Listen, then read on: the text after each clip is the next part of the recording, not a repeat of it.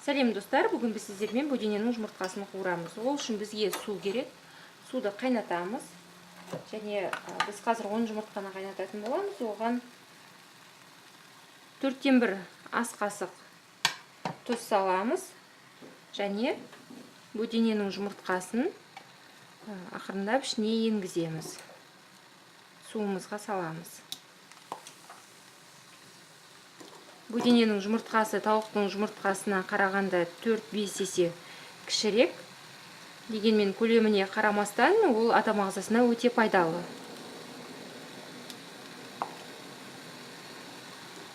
Бөдененің жұмыртқасы туралы мәліметті оқыған кезде вирустық инфекцияларға төзімді деп жазады. Соның ішінде сальмонеллез инфекциясына бөдене 42 градуста, бөдененің дене температурасы 42 градус болғандықтан сальмонеллез таяқшаларына инфекциясына төзімді деп айтады. Ал сальмонеллез ауруы туралы тыңдайтын болсақ, ол 100%-те 100 градуста ұзақ уақыт қайнамай өлмейді деген мәлімет бар. Сондықтан сондай мәліметтерді ести отырып, және де біз қазір суымызға салдық.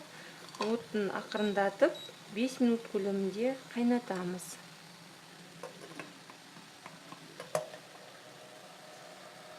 Сонымен ендігі кезекте біз піскен жұмыртқаларымызды салқын суға саламыз.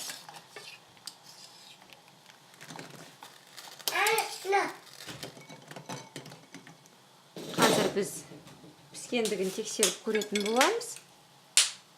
Ендігі кезекте піскен жұмыртқаларымызды тазалап аламыз. Жақсы піскен жұмыртқаларда қабығы жеңіл алынады, сыртындағы жеңіл қабатымен бірге.